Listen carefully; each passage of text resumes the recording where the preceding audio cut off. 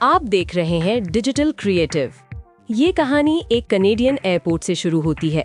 एक बाप एलियट अपनी बेटी रिडली के साथ सफर कर रहा है। वो एक दूसरे शहर जा रहे हैं क्योंकि एलियट को वहाँ एक अहम कारोबारी मुआहिदा मुकम्मल करना है। रिडली एक तन्हा लड़की है जिसके बहुत कम दोस्त हैं। उसके चेहरे पर मुसलसल पिंपल्स उसे परेशान करते रहते हैं।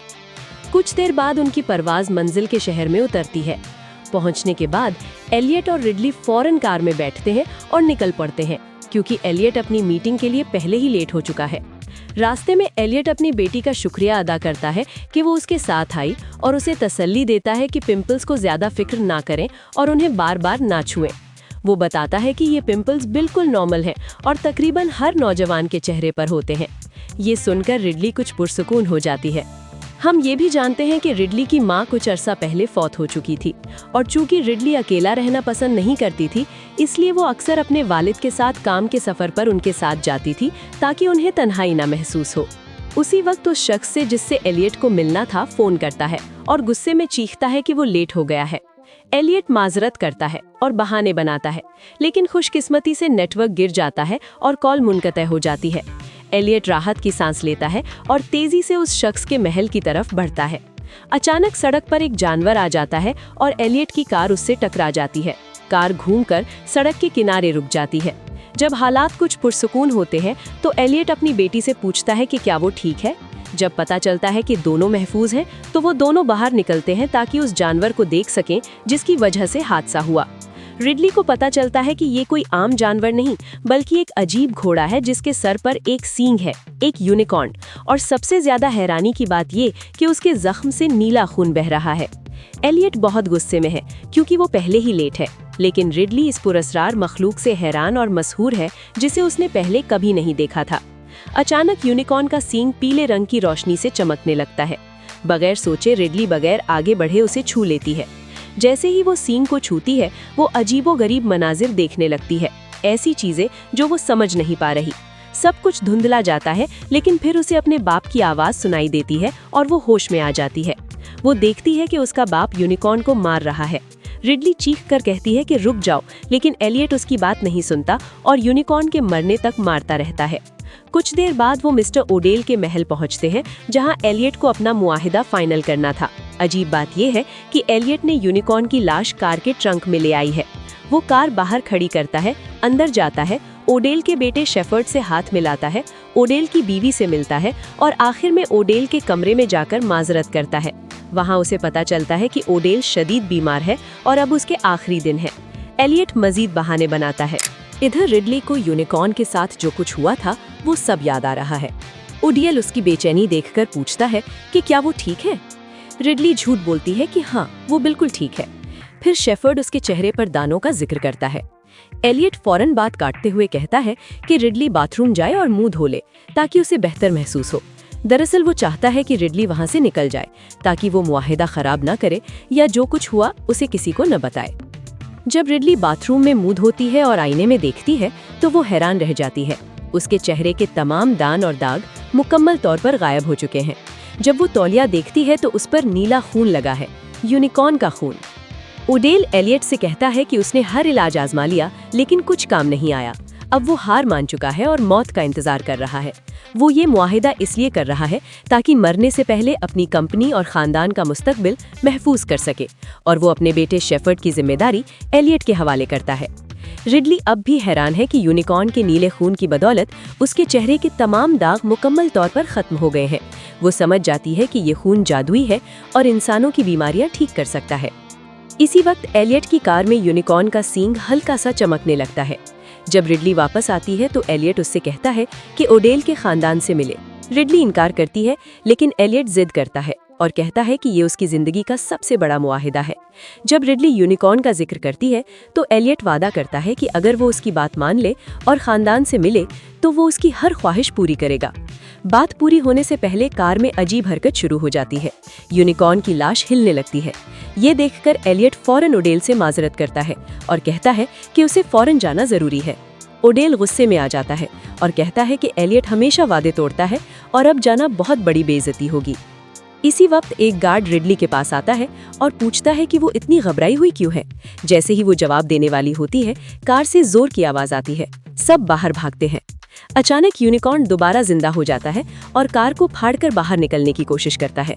सब खौफ और हैरत से जम जाते हैं। एक गार्ड फौरन गोली मारता है और यूनिकॉर्न दोबारा मर जाता है। एलियट घबराया हुआ है और खामोश। फिर वो ओडेल और उसके खानदान को सारा वाकया सुना देता है।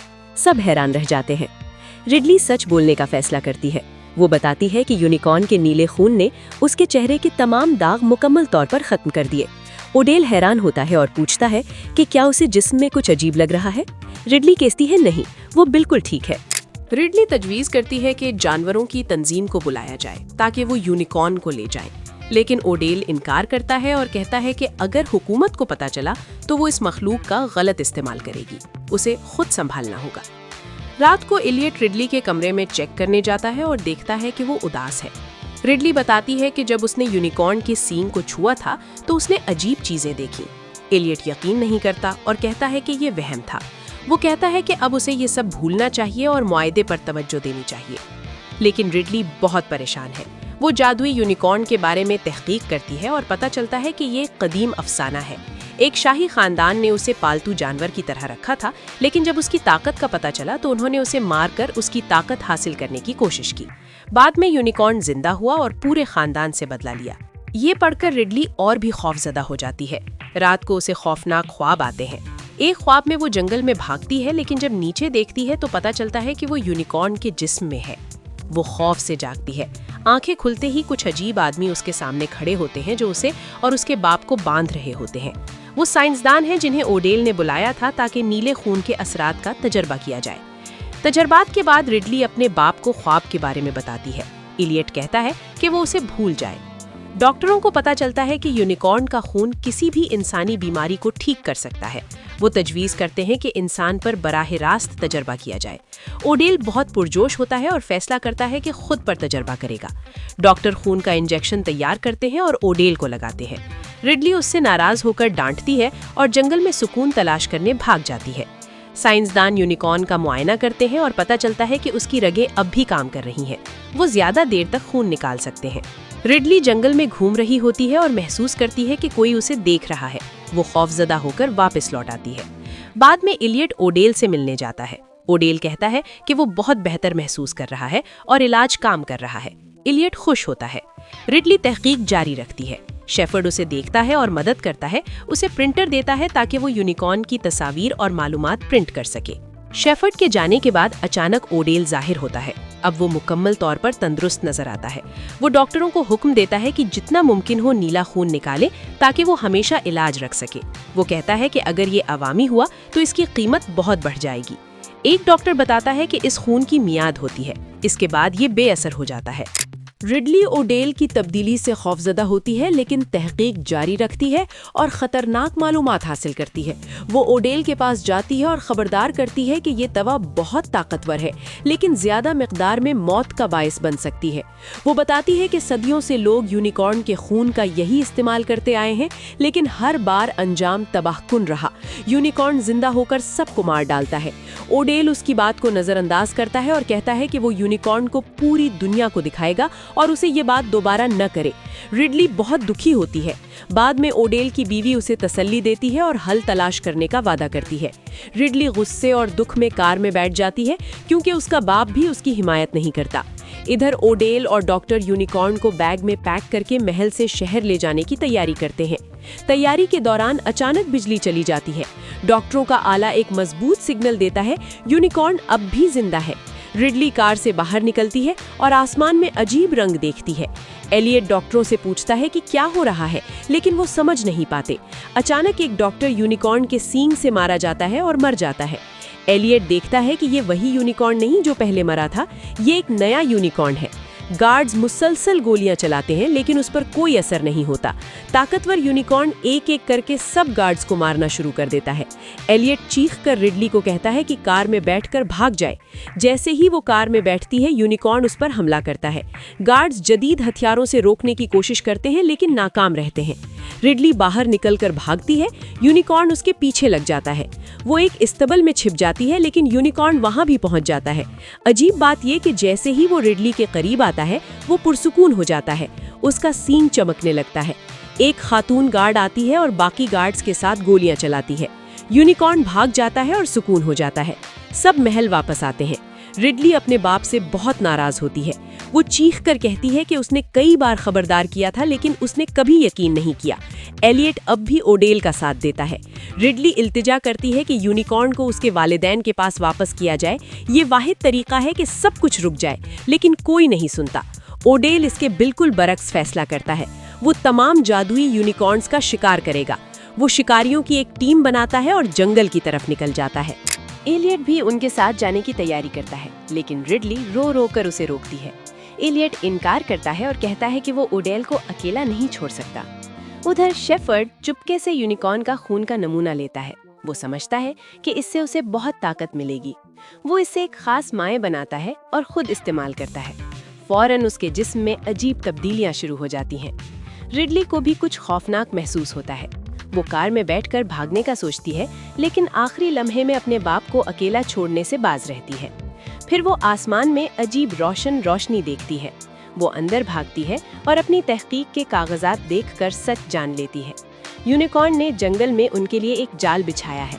अगर वो वहां गए तो कोई भी जिंदा नहीं बचेगा। वो घबराकर अपने बाप को फोन करती है कि फौरन वापस आए। एलियट फोन नहीं उठाता। रिडली गार्ड के पास भागती है और सूरत हाल की संगीनी बताती है। वो कहती है कि फौरन जंगल में मौजूद सबको वापस बुलाना होगा। इधर जंगल में एक डॉक्टर यूनिकॉर्न का सींग काटने की कोशिश कर रहा होता है। सींग मुसलसल चमक रहा होता है, जैसे तवानाई से भरा हो। एलियट आखिरकार रिडली का पैगाम देखता है, लेकिन बहुत देर हो चुकी होती है। यूनिकॉर्न जाहिर होता है और शिकारियों पर हमला करता है। एक एक करके सबको मार देता है। एलियट नाइट विजन शीशों से यूनिकॉर्न की जगह देखता है। वो ओडेल को पकड़कर महल की तरफ भागता है, लेकिन यूनिकॉर्न उनके पीछे आ जाता है और महल में दाखिल हो जाता है। भागते हुए एक और यूनिकॉर्न सामने आ जाता है। दोनों यूनिकॉर्न्स ओडेल को घेर लेते हैं। ओडेल पुरसुकून आवाज में उनसे बात करता है। एक यूनिकॉर्न कुछ पुरसुकून होता है, लेकिन जैसे ही वो उसके सींग को छूने की कोशिश करता है, दूसरा यूनिकॉर्न पीछे से हमला करता है और ओडेल फौरन मर जाता है। रिडली छोटा यूनिकॉर्न यानी बच्चा लाती है और उसे उसके वालिदैन के पास वापस करने की कोशिश करती है ताकि वो पुरसुकून हो जाए। एलियट अब भी नहीं मानता। वो पुलिस को फोन करने की बात करता है, लेकिन नेटवर्क मुकम्मल तौर पर गायब हो जाता है। ओडेल की बीवी कहती है कि अब रिडली की बात सुननी चाहिए और बच्चे को बाहर वालिदैन के पास वापस करना चाहिए। एलियट के हिचकिचाहट के बावजूद वो गार्ड और डॉक्टर को हुक्म देती है कि बच्चे को बाहर ले जाएं। लेकिन डॉक्टर ने बहुत बड़ी गलती कर दी थी। उसने छोटे यूनिकॉर्न का सींग काट दिया था, ये सोचकर कि वालिदैन को पता नहीं चलेगा। जब गार्ड और डॉक्टर बच्चे को वालिदैन के सामने लाते हैं तो बड़े यूनिकॉर्न्स उसका काटा हुआ सींग देखकर पागल हो जाते हैं। वो डॉक्टर पर हमला करके उसे मार देते हैं। गार्ड किसी तरह बच निकलता है। जब दूसरों को पता चलता है तो शेफर्ड कहता है कि रिडली यूनिकॉर्न्स को संभाल सकती है, जबकि बाकी लोग भाग जाएं। एलियट हैरान होकर पूछता है कि सिर्फ रिडली क्यों? शेफर्ड बताता है कि यूनिकॉर्न्स रिडली को नुकसान नहीं पहुंचाएंगे क्योंकि वो अकेली है जिसने कभी उनकी ताकत हासिल करने की ख्वाहिश नहीं की। बाकी सब ने उनका इस्तेहसाल करने की कोशिश की, लेकिन रिडली ने हमेशा उन्हें समझने की कोशिश की। हालात मजीद खौफनाक हो जाते हैं। एलियट खौफजदा होकर ओडील की बीवी से कहता है कि अब वो इसमें शामिल नहीं रहना चाहता। ये उनकी गलती है, वो खुद संभालें। इसी वक्त शेफर्ड के जिस्म में अजीब तब्दीलियां होती हैं। उसकी आंखों से रोशनी निकलती है और वो किसी नामालूम कुव्वत के ज़ेरे असर आ जाता है। जैसे ही रिडली और एलियट भागने की कोशिश करते हैं, शेफर्ड इनके सामने आकर रिडली को पकड़ लेता है। अचानक दोनों यूनिकॉर्न्स जाहिर होते हैं। एलियट और रिडली एक तरफ भागते हैं, जबकि शेफर्ड और उसकी माँ दूसरी तरफ भागते हैं। वो छोटे यूनिकॉर्न का काटा हुआ सींग लिए होते हैं। रास्ते में शेफर्ड की माँ पूछती है कि अब मंसूबा क्या है। शेफर्ड ठंडे लहजे में कहता है कि वो भागने नहीं जा रहा। वो दोनों बड़े यूनिकॉर्न्स को पकड़ेगा, उनसे औलाद पैदा करेगा और नई जादुई ताकतें बनाएगा ताकि वो सबसे ताकतवर बन जाए। लेकिन फिर वो देखता है कि सींग गायब है। सच सामने आता है, एलियट ने सींग चोरी कर लिया था। एलियट रिडली के साथ बैठता है और बहुत पछताता है। आंसुओं में वो माजरत करता है कि उसने हमेशा काम को तरजीह दी और कभी रिडली की नहीं सुनी। वो बार बार कहता है कि वो गलत था। रिडली बहुत मुतासिर होती है, वो रोती है और अपने बाप से गले लग जाती है। इसी वक्त शेफर्ड और उसकी माँ उन्हें ढूंढते हुए आते हैं। एक मुख्तसर ताक़ुब के बाद यूनिकॉर्न्स शेफर्ड की माँ को पकड़कर मार देते हैं। एलियट रिडली को बालकनी में बंद करके बचाता है और खुद यूनिकॉर्न्स के सामने दौड़ता है ताकि उनकी तवज्जो हटाए और रिडली भाग सके। कई कोशिशों के बाद रिडली बालकनी से भाग निकलती है। वो देखती है कि यूनिकॉर्न्स उसके बाप के पीछे लगे हैं और उसे मारने की कोशिश कर रहे हैं। अचानक शेफर्ड तीर लेकर सामने आता है और रिडली को धमकी देता है कि उसके साथ चले। रिडली मजबूरन उसके साथ सहन में जाती है, जहां छोटा यूनिकॉर्न भी है। यूनिकॉर्न का बाप गुस्से में आता है और बदला लेने को तैयार होता है, लेकिन जैसे ही वो रिडली को देखता है उसका गुस्सा कम हो जाता है। वो करीब आता है और रिडली के सामने घुटने टेक देता है, जैसे उस पर भरोसा करता हो। शेफर्ड मौके का फायदा उठाता है और यूनिकॉर्न के पांव पर रस्सी बांध देता है। रिडली उसे रोकती है और कहती है कि वो बहुत बड़ी गलती कर रहा है, लेकिन शेफर्ड फख्र से कहता है कि वो जानता है क्या कर रहा है और कोई उसे नहीं रोक सकता। फिर एक और आवाज़ सुनाई देती है, यूनिकॉर्न की माँ की। सब मुड़ते हैं और देखते हैं कि एलियट उसके साथ है। उसने छोटे यूनिकॉर्न के सींग से उसे काबू में किया था, लेकिन जैसे ही वो रिडली के करीब आती है वो भी पुरसुकून होकर उसके सामने लेट जाती है।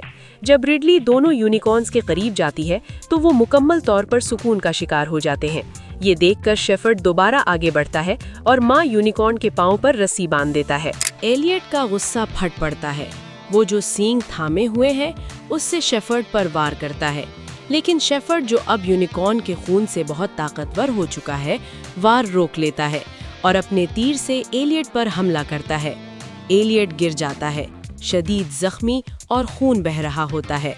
रिडली चीखकर उसके पास भागती है और रोती है। शेफर्ड दोबारा हमला करने के लिए यूनिकॉर्न का सींग उठाता है।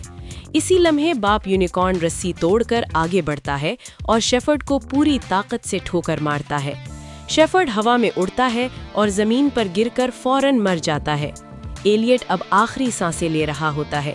वो रिडली का हाथ पकड़ता है और पूछता है कि मरने से पहले एक बात जानना चाहता है।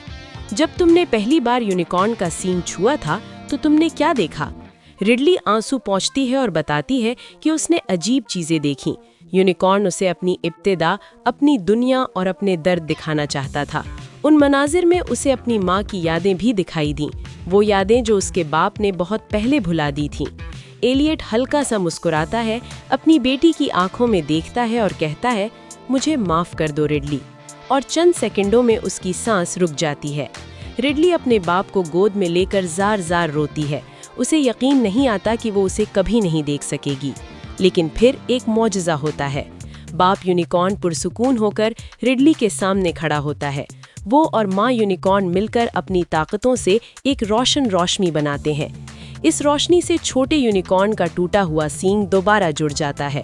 चंद लम्हों बाद एलियट के जख्म भरने लगते हैं। आहिस्ता आहिस्ता वो आंखें खोलता है, वो जिंदा है। अब एलियट भी वही सब कुछ देख सकता है जो रिडली ने देखा था। वो मनाजिर, पुरानी यादें और उस जादुई दुनिया का सच। वो रिडली को मजबूती से गले लगाता है। दोनों की आंखों में खुशी और सुकून है। ऐसा लगता है जैसे सब कुछ बिलाखिर नॉर्मल हो गया हो। लेकिन फिर देलिक का महल का दरवाज़ा खुलता है। गार्ड अंदर आता है, उसके पीछे पुलिस। वो चारों तरफ देखते हैं, लेकिन यूनिकॉर्न्स गायब हो चुके हैं। पुलिस एलियट और रिडली को गिरफ्तार कर लेती है और इल्ज़ाम लगाती है कि उन्होंने ओडेल के ख़ानदान को कत्ल किया। लेकिन एलियट और रिडली खौफज़दा नहीं होते। वो खुश हैं कि उन्होंने जादुई यूनिकॉर्न्स की मदद की और उनकी दुनिया बचाई। फिर कुछ हैरान कुन होता है। पुलिस उन्हें ले जाने की बजाय यूनिकॉर्न्स अपनी ताकत से एलियट और रिडली को पुलिस की नज़रों से गायब कर देते हैं और उन्हें महफूज जगह पर पहुंचा देते हैं। कहानी ख़त्म होती है जब एलियट और रिडली आज़ाद है और जादुई यूनिकॉर्न्स अपने जंगल में वापस लौट जाते हैं। फिल्म यहीं ख़त्म होती है। अगर आपको ये कहानी पसंद आई हो तो डिजिटल क्रिएटिव को लाइक, शेयर और सब्सक्राइब ज़रूर करें। हम आपके लिए ऐसी ही दिलचस्प, जादुई और दिल छू लेने वाली फिल्मों की कहानियाँ लाते रहेंगे।